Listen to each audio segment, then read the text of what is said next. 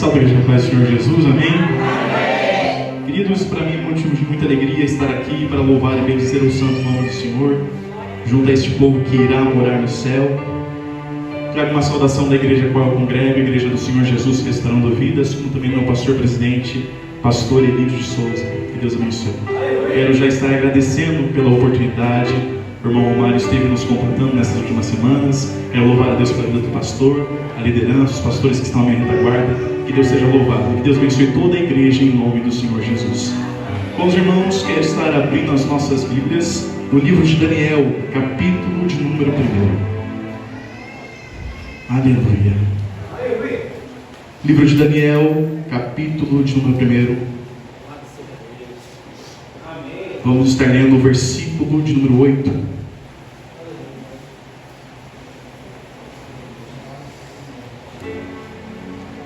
Livro de Daniel, capítulo de número 1, versículo de número 8.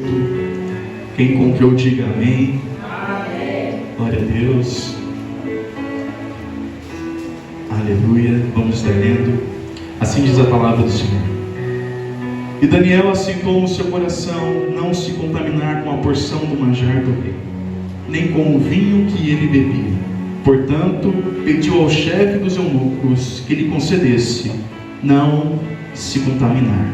Amém? Tome assento, por favor, louvando e bendizendo o santo nome do Senhor, pois ele é digno de toda honra e de toda glória. Queridos, bem conhecemos a história do profeta Daniel. Um profeta que é levantado em meio a um cenário caótico de exílio. Jerusalém, o reino do sul, havia sido derrotado, saqueado, roubado. Seus habitantes escravizados pelo rei da Babilônia chamado Nabucodonosor. Nós vemos que Daniel inicia a introdução do seu livro dizendo que no ano 3º do reinado, versículo de 1 de Jeoaquim, rei de Judá, veio Nabucodonosor, rei da Babilônia, a Jerusalém e a sitiou. A Babilônia era um império em ascensão, que precisava de jovens que fossem instruídos para governar, para instruir, para ensinar. Então, por onde o rei Nabucodonosor passava, por cada reino que ele destruía, ele punha Aspenaz, chefe dos eunucos, para recolher os jovens que eram criados no palácio, jovens entendidos, jovens que tivessem boa aparência, jovens de saúde, jovens de força, para que fossem instruídos e ensinados na lei e nos ensinamentos dos caldeus. A Bíblia diz no versículo de número 3 em diante, a ordenança de Nabucodonosor: e disse o rei a Aspenaz, chefe dos seus eunucos, que trouxesse alguns dos filhos de Israel e da linhagem real e dos nobres, jovens em quem não houvesse defeito algum, formosos de aparência e instruídos em toda sabedoria e sábios em ciência e entendidos no conhecimento, e que tivessem habilidade para viver no palácio do rei, a fim de que fossem ensinados nas letras e na língua dos caldeus. Daniel, Ananias, Misael e Azarias são retirados à força da sua terra, da sua família, do palácio do rei, e são introduzidos escravizados em um palácio, uma nação pagã, distante, totalmente diferente dos seus costumes. Daniel, Ananias, Misael e Azarias são retirados da sua casa, são retirados dos seus costumes, são retirados da sua família e são levados para uma terra distante, longe, pagã, que adorava a deuses estranhos e não se prostrava diante do Deus vivo de Israel. Aleluia. O primeiro ato para que Daniel, Ananias, Misael e Azarias fossem desvencilhados de Jerusalém, dos princípios do Senhor, é a alteração dos seus nomes. Daniel significa Deus é meu juiz, mas Aspenaz muda o nome de Daniel para Beltesazar, que significa Bel te proteja. Ananias significa Deus demonstra graça, mas Aspenaz muda o nome dele para Sadraque, que significa ordem de Acu, o Deus da lua. Misael significa quem é como Deus. Aspenaz muda para Mesaque, quem é como Acu. Neste momento, Aspenaz está tentando alterar a identidade dos jovens, mudando seus nomes. ele está tentando desvencilhá-los dos seus costumes, dos seus princípios, dos preceitos da palavra de Deus. Pois Nabucodonosor não ansiava crentes fervorosos que obedecessem a palavra de um Deus que ele mal conhecia. Ele precisava de jovens alienados ao costume e que não fossem inconformados às suas leis. Ele precisava de jovens, de homens, de pessoas que ignorassem tudo aquilo qual eles haviam sido instruídos, depositados desde a sua infância. Ele precisava de jovens e de pessoas que negassem as suas origens e a partir daquele momento alterassem a sua identidade para uma identidade pecaminosa. Olha que interessante, nós vivemos em um tempo, em um mundo, em que a geração caída, em que Satanás, que impera sobre este século, quer imprimir sobre esta juventude uma identidade que Cristo não lhes concedeu. Meu Deus! E se nós, jovens, não estivermos totalmente alicerçados na palavra, e se nós, jovens, não estivermos totalmente focados nas promessas e nos princípios que Cristo nos entregou, nós nos contaminaremos com o mal. É verdade. Mas a palavra nos diz, quando Daniel, Ananias, Misael e Azarias são trazidos para o palácio do rei Nabucodonosor, o rei Nabucodonosor impõe que eles comeriam, beberiam, se alimentariam continuamente do manjar que era oferecido primeiro ao rei e aos seus deuses. A comida que saciaria a fome dos jovens hebreus primeiro passava pelas mãos de Nabucodonosor e pela consagração aos deuses babilônicos, para depois chegar à boca dos jovens. Daniel, então, no texto em que nós lemos, versículo número 8: aceita em seu coração não se contaminar com a porção do manjar do rei, nem com o vinho que ele bebia. Portanto, ele pede ao chefe dos eunucos que lhe concedesse a permissão, que lhe concedesse não se contaminar com o manjar do rei. Daniel, Ananias, Misael e Azarias estão lutando a todo custo para guardar os seus princípios, para preservar a palavra que estava depositada em seus corações. Mas aqui eu faço uma pergunta: quem guarda princípio sofre penalidade ou não? Sim. Quem guarda princípio sofre as consequências de guardar o princípio. É verdade. Quando olhamos para a palavra do Senhor, nós vemos que, segundo o livro de Gênesis, o capítulo de número 39, o verso de número 10, um jovem de 17 anos que havia sido tirado precocemente da sua casa, da sua família, é vendido como escravo e levado para uma terra pagã e distante chamada Egito. José está na casa do seu senhor chamado Potifar. O texto nos diz que a esposa de Potifar se afeiçoa pela beleza do jovem, então cobiça e deseja se deitar com ele, mas José escolhe guardar o princípio e recusa. Mas sabe o que acontece? Por guardar o princípio, ele levanta uma calúnia e coloca o jovem dentro da cela. José sofre a penalidade por guardar a palavra e não negar o seu princípio. Mas não apenas José sofre a penalidade. Quando nos voltamos para o livro de Esther, o capítulo de número 3, o verso de número 2, nós vemos que o rei Assuero, agora no Império Medo-Persa, vai levantar um homem cujo nome era Amã, filho de Hamedata, o Agagita.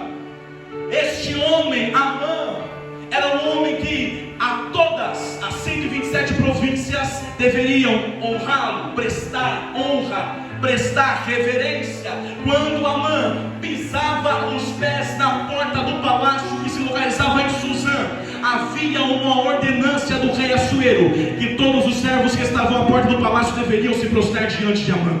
Mas havia um homem por nome Mardoqueu, um judeu que não negava as suas origens e sequer a palavra que estava em seu coração. Quando via a presença de Amã que chegava, desejando que todos se prostrassem, ele se mantinha de pé. Ele não se permitia se contaminar ao sistema. Os servos perguntam: Mardoqueu, você é doido? Por que você não se prostra? Vai sofrer penalidade. Mardoqueu responde: eu sou judeu, eu tenho um princípio a zelar, eu tenho uma palavra que está enraizada em meu coração, eu não posso negar. Mas Mardoqueu sofre a penalidade. Amã se levanta e caminha até o governo, até o palácio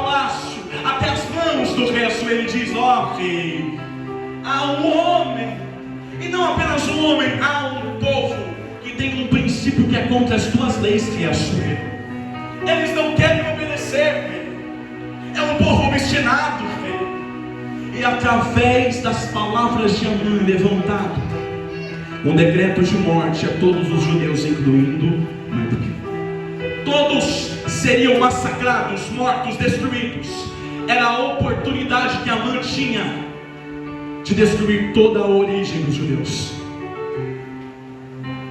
Mas não apenas José e Amã, mas não apenas José e Mardoqueu sofrem as penalidades.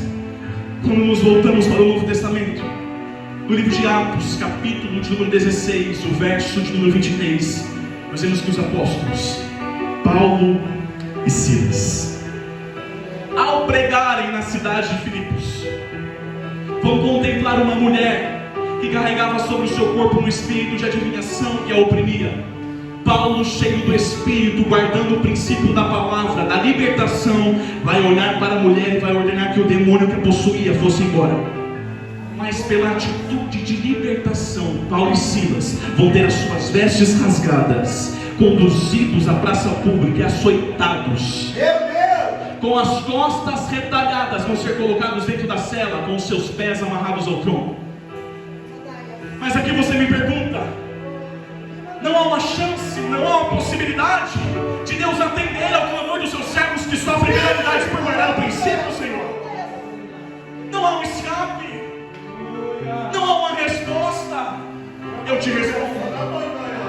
Por amor ao princípio, José é lançado da cela, mas Deus não permite que ele fique na cela. Da cela, Deus exalta José ao trono de governador do Egito, por guardar o princípio.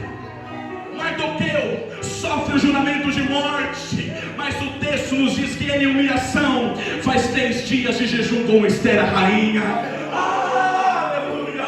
E o rei Assuero vai ordenar um decreto: agora não serão os judeus que serão mortos, Amã, os seus inimigos, agora serão postos à fogo. Aleluia!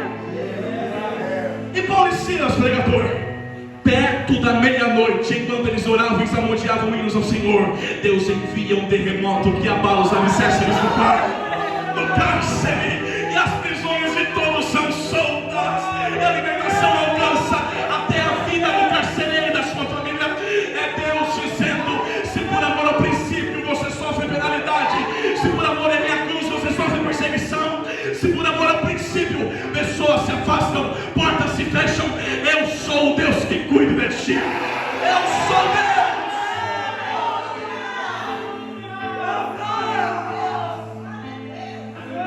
Seguir o princípio e guardar a palavra não é uma tarefa fácil. O próprio Jesus já havia nos alertado.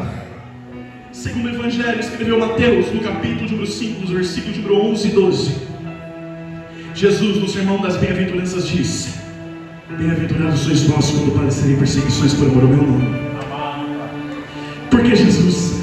Porque é grande o vosso galardão nos céus. É Jesus dizendo: no mundo sofrereis tentações, mas tem de bom ânimo, meu filho. Eu venci o mundo. E assim eu venci o mundo, o pecado, a morte, o inferno, os demônios. Eu te dei estrutura, eu te dei capacidade, eu derramei sobre você a unção da minha palavra para suportar a tentação, para aguentar as flechas, as perseguições, por amor ao meu nome.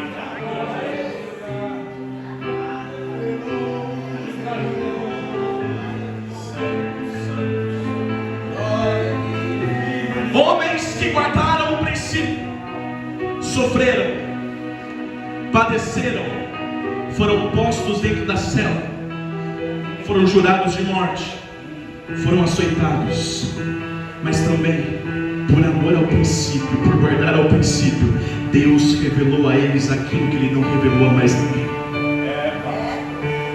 Aleluia! Nós sofremos por guardar ao princípio, mas os frutos que guardar o princípio nos rendem, nos geram, é ouvir a voz que mais ninguém ouve, é sentir o toque das mãos. Quem mais sente? Filho, Você sofre por guardar a minha palavra? Sofre por carregar a minha cruz? Sofre, mas eu revelo a você aquilo que eu não revelo a mais ninguém. Eles estão cegos e não conseguem enxergar, eles estão surdos e não conseguem ouvir, mas contigo no íntimo das madrugadas eu falo, mas contigo no meio do teu deserto eu toco, eu faço. Você sofre aquilo que eles não sofrem, mas também recebe uma exaltação, uma glória, uma presença, um poder que eles jamais experimentarão.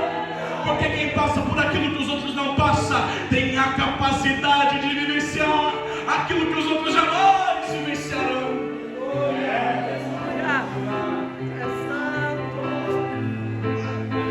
Moisés é essa pessoa que por amor à palavra, que por amor ao princípio, vai sofrer as penalidades. Mas dentro desse contexto nós vemos livro de Êxodo, capítulo de número 33, verso de número 11. A palavra nos diz que Moisés estava por dentro da tenda, e Moisés dentro da tenda falava com Deus face a face. Mesmo capítulo, versículos número 23, é Deus dizendo: Moisés, você não pode ver a minha face, mas eu vou colocar a minha mão na fenda da rocha e você vai me ver de costas. Números capítulo de número 12, versos número 8. Diante da perseguição que se sucedeu pelos dois irmãos de Moisés, Arão e Miriam, que confrontavam perguntando: será que Deus fala apenas com Moisés, somente com Moisés? Deus se levanta na coluna de nuvem por cima da congregação e diz: eu vou ter uma conversa com eles, com vocês, Miriam e Arão. Eu posso até falar, mas com Moisés é diferente. Com Moisés eu falo boca a boca. Aleluia! Vocês podem até ver a minha presença, podem até sentir, mas com Moisés é um mistério diferente. Deus diz, está escrito: eu não falo com Moisés por figuras, eu falo pessoalmente. Eu não falo com Moisés por imagens, eu falo pessoalmente, boca a boca, face a face. Mas para Moisés alcançar essa intimidade, Hebreus, capítulo de número 11, versos de número 24 a 26, o autor da epístola aos Hebreus, relatando a renúncia, a preservação de princípios de Moisés, escreve dizendo que pela fé, Moisés, sendo já grande, recusou ser chamado filho da filha de Faraó, escolhendo antes ser maltratado com o povo de Deus do que por um pouco de tempo ter o gozo do pecado, tendo por maiores riquezas o vitupério de Cristo do que os tesouros do Egito. Sabe o que o autor está escrevendo? Moisés teve a oportunidade de suceder na dinastia o seu avô e se tornar faraó do reino do Egito. Mas Moisés recusa o trono pela tenda do encontro. Moisés recusa o cetro que guiava os egípcios, o povo pagão, pelo cajado que guiaria Israel no deserto. Ele troca o Egito e a sua glória pela Canaã celestial. Ele tinha nas suas mãos tudo que nós talvez desejamos: o ouro, a prata, o dinheiro, a riqueza, a posição. Mas ele renuncia tudo. Ele diz: não, isso não é suficiente para suprir o vazio que está em meu peito. Eu quero seguir com um povo que é chicoteado todo dia. Eu quero andar com um povo que carrega pedra em seus lombos. Eu quero andar com um povo que é a escolha da sociedade, mas sentir a presença do Deus vivo de Israel. É santo, Senhor, aleluia. Moisés renuncia, mas os frutos da sua renúncia é a intimidade que ele tem com Deus. Gênesis, capítulo de número 22. Abraão está prestes a oferecer o seu filho, o filho da promessa, Isaque, no Monte Moriá, diante de uma ordenação divina. Ele está prestes a provar a sua fé. Deus prova a sua fé. Abraão se encontra provado, mas não apenas provado, ele se encontra aprovado. Ele se torna o nosso pai da fé. Mas antes de ter o grau de fé, a profundidade de fé suficientemente preparada para chegar a sacrificar o filho da promessa, Abraão, no capítulo de número 12, está deixando Terá, está deixando a sua parentela, está deixando a sua terra, está saindo para o lugar qual ele não tinha bússola, mapa na mão, ele não sabia a geografia, o tamanho, a localidade, ele não sabia se era fértil ou se não era. Ele está caminhando em rumo a uma terra que ele não sabia onde se localizava, mas está andando debaixo da palavra. Antes de Abraão se tornar o nosso pai da fé, ele estava renunciando e deixando tudo para trás, queimando as suas carroças, dando a Deus para os seus familiares, deixando tudo aquilo que antes ele havia conquistado para seguir a um Deus que ainda antes não havia se manifestado.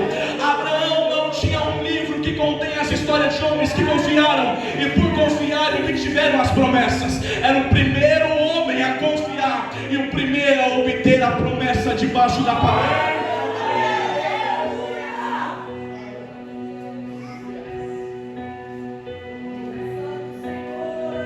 Em 1 Samuel, capítulo número 3, verso de número 10, o jovem contempla uma experiência a qual todos nós conhecemos. O texto diz que antes que a lâmpada do templo se apagasse, Samuel em sua cama ouviu uma voz que lhe chamava pelo nome, dizendo: Samuel. Samuel não entende. É o primeiro encontro do jovem com Deus, ainda muito precoce. Sabe o que ele faz? Ele se levanta e caminha até o quarto do sacerdote. Ele lhe pergunta: meu senhor, estou aqui, por que tu me chamaste? Ele diz: eu não te chamei, volta para a tua cama. O Senhor torna a chamar, Samuel volta a Eli. O Senhor torna a chamar, Samuel volta a Eli. E desta vez, ele olha para Samuel e entende: é Deus. E diz: Samuel, volta para a tua cama, e se a voz te tornar a chamar, responde: eis-me aqui.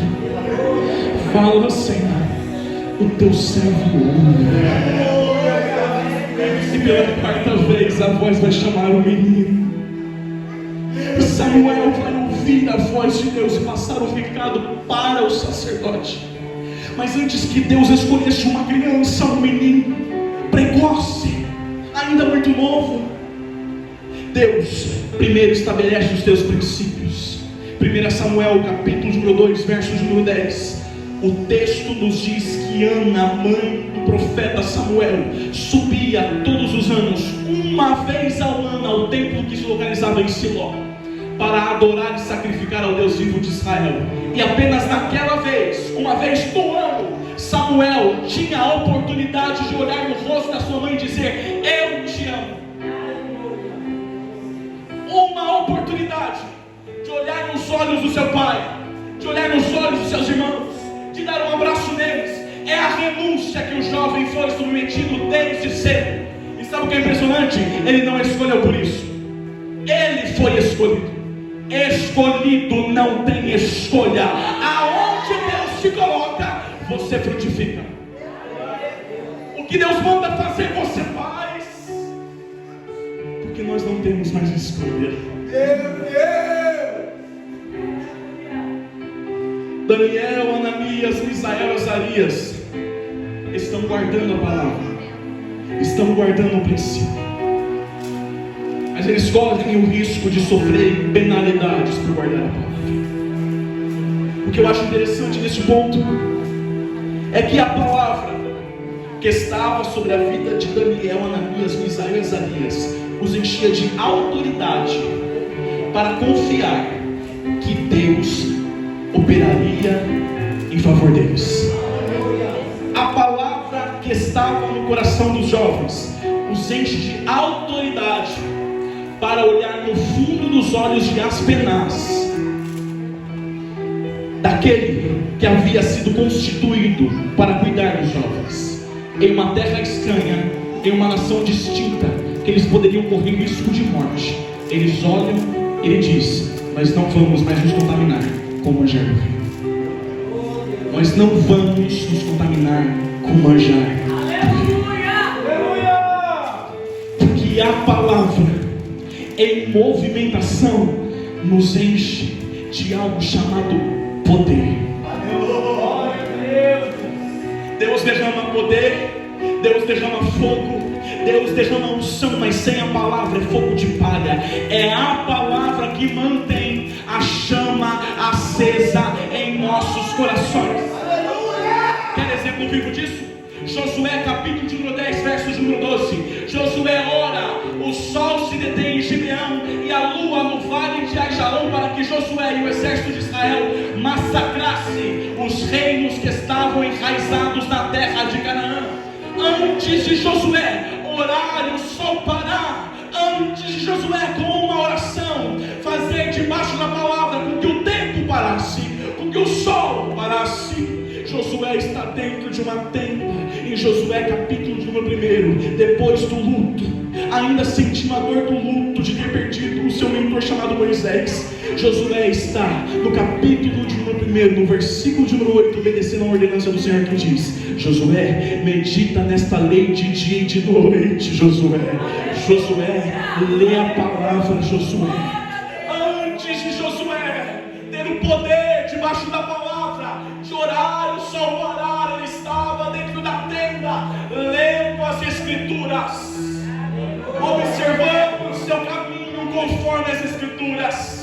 O salmista do número 119, verso de número 9, pergunta: como purificará o jovem o seu caminho? Ele mesmo responde: observando o seu caminho conforme a tua palavra.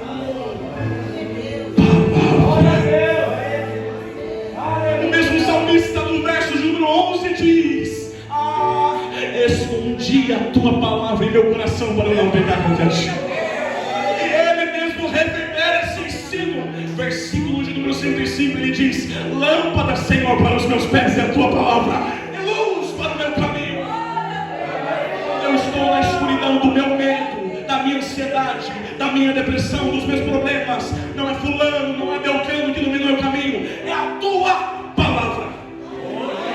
São os teus preceitos, são os teus princípios.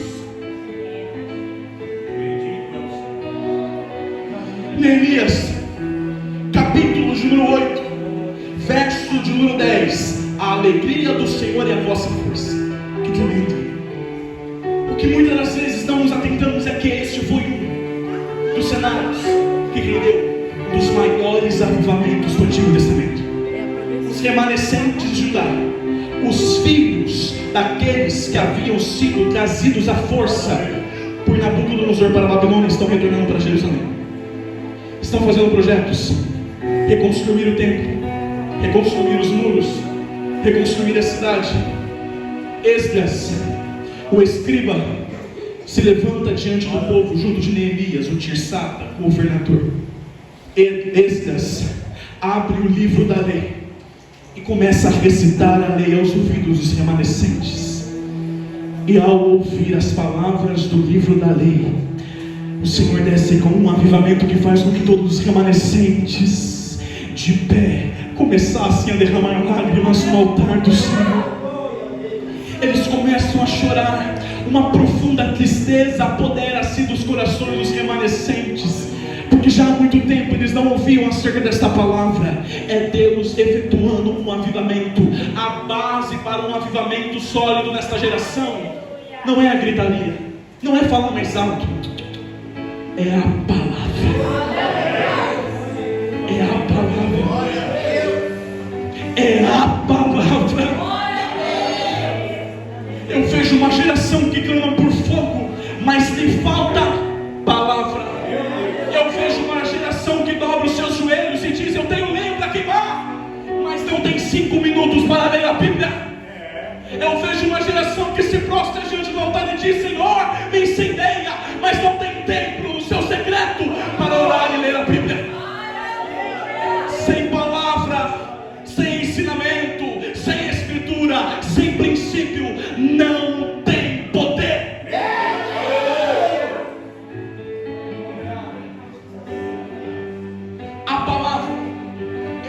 efetua um avivamento tal nos remanescentes, que no capítulo de número 9, no verso de número 2, os remanescentes olham para si e para os seus antepassados e começam um a um a pedir perdão.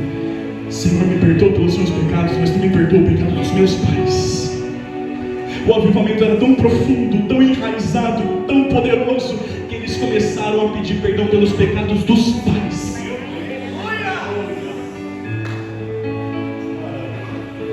Se eu quero, como Josué, obter um poder tal, de através das minhas mãos, debaixo da autoridade do Senhor, ordenar e o sol parar e o milagre acontecer, eu preciso dispor a ler a palavra. E se eu quero gerar arrependimento na imposição das palavras que saem da minha boca, primeiro eu preciso enchê-las com a palavra do Todo-Poderoso. A palavra movimentou o coração de Daniel, de Ananias, de Misael e Azarias, para que eles, guardando o princípio, mesmo correndo riscos, se mantivessem firmes. Firmes na palavra, firmes na promessa.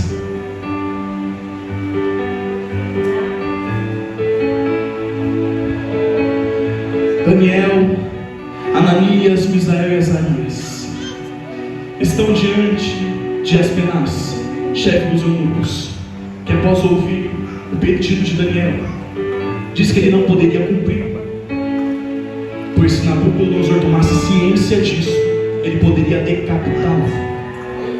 Esse era o momento de Daniel dar para trás e desistir.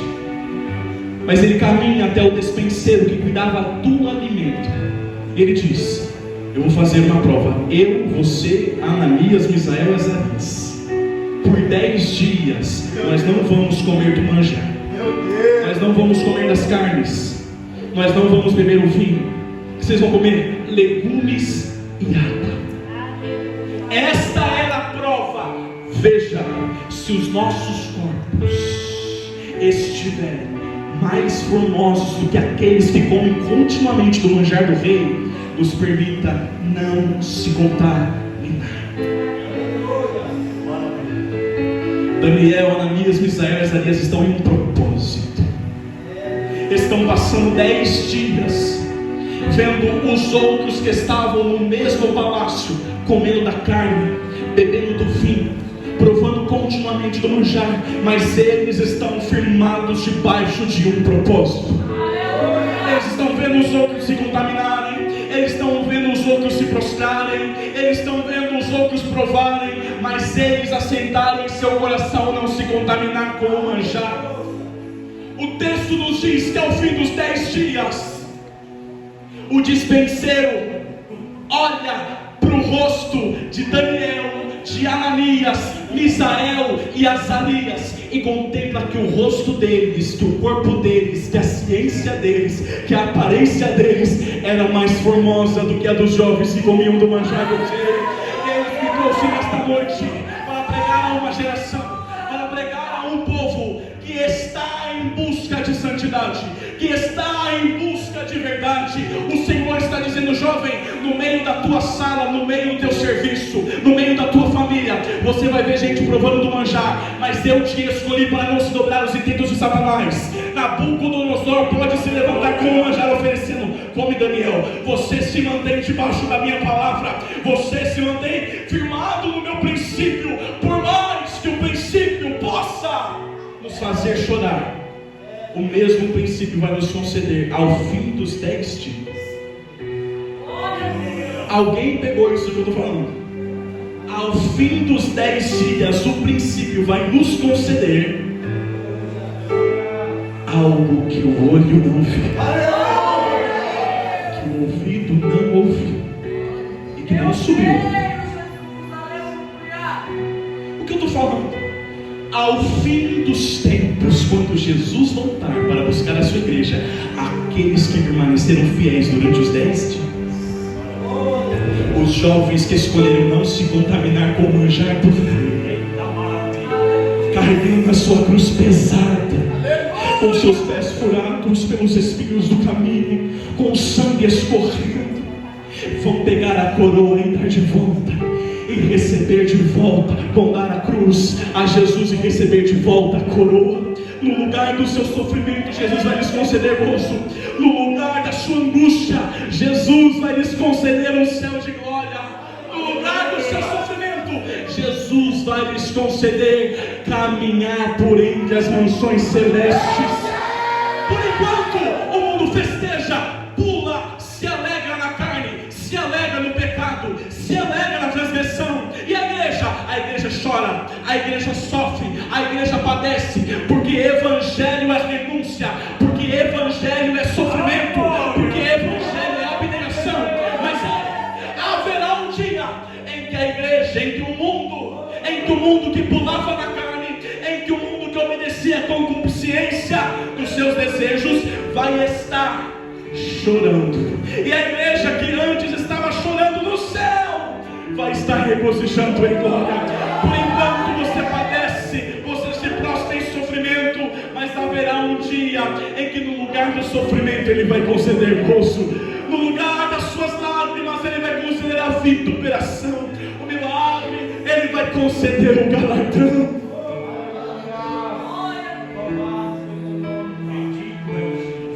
Guarda a palavra, se mantenha fiel ao princípio. Para encerrar, Zacarias, capítulo de número 13, verso de número 9. Deus, usando o profeta Zacarias, escreve: e farei passar essa terceira parte pelo fogo, e a purificarei como se purifica a prata, e a provarei como se prova o ouro. Ela invocará o meu nome e eu a ouvirei. Direi a meu povo e ela dirá: o Senhor é meu Deus. Aleluia. Quando o purificador está purificando a prata nos utensílios fervidos em alta temperatura, a prata só chega no ponto exato quando o purificador consegue enxergar o seu reflexo nela. Alguém entendeu? Você só vai parar de ser provado quando Jesus olhar em você e dizer: é a minha imagem, é o meu povo. Ela dirá: o Senhor é o meu Deus. O que Deus dirá? Este é meu povo, esta é a minha imagem. Enquanto este dia não chega, vai doer, vai sangrar, vai ser humilhado, perseguido, atingido. Mas quando você despontar na imagem de Cristo, Ele vai dizer: esta é a minha igreja. É Daniel, é Ananias, é Misael, é Azarias, é aquele que sofre e padece pela cruz, mas não nega a minha palavra. Guarda a palavra. Jovem, guarda a palavra. Eu sei que é difícil, pessoas se afastam, contatos têm que ser bloqueados, rodinhas têm que distanciar, portas se fecham, oportunidades se esvaiam. Tem seco nos braços. Meu filho, eles podem ir embora, mas eu estou contigo. As portas podem se fechar, na impossibilidade eu sou o Deus que abre janelas. Você pode chorar, mas eu sou o Deus que enxuga suas lágrimas. Eles sofreram, eles padeceram, mas não negaram a sua identidade. Uma geração que não se conforma com o pecado, uma geração que não se conforma com a transgressão, uma geração que não se conforma com o erro, se levanta, se posiciona, carrega a cruz e não nega o nome de Jesus. Essa é a geração dos jovens hebreus. Pode ser difícil, mas Jesus está contigo. Assim eu agradeço a oportunidade em nome de Jesus.